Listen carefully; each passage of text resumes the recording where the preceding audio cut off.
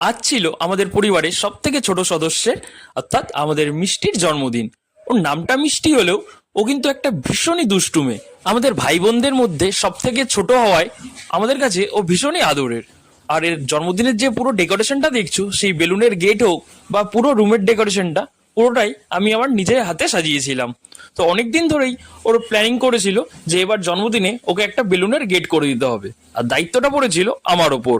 তো আমাকে প্রায় 1 মাস আগে থেকেই ও প্রতিদিন রাত হলেই ফোন করতো, ফোন করে বলতো, দাদা তোকে অফিস থেকে ছুটি নিতে হবে, আমার বার্থডের আগের দিন আসতে হবে, আমার বেলুনের গেট বানিয়ে দিতে হবে, আমার বার্থডে পুরো ডেকোরেশন কিন্তু তোকেই করতে হবে।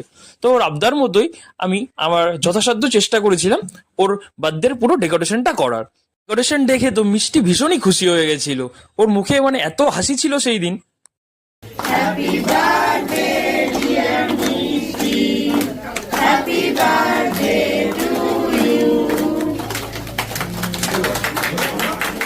মিষ্টির কেক কাটা হয়ে যাবার পর মিষ্টিকে তার পছন্দের সমস্ত খাবার রান্না করে দেওয়া হয়েছিল। মধ্যে একটাই কমন ফ্যাক্টর, আমরা ভাই বোন দুজনেই ভীষণ খেতে ভালোবাসি।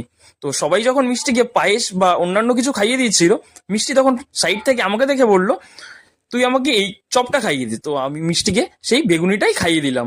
তো সেই দিনটা আমরা ভীষণ মজা করে কাটিয়েছি। তোমাদের সাথে দেখা হবে নেক্সট ব্লগে, ততদিনের জন্য টাটা।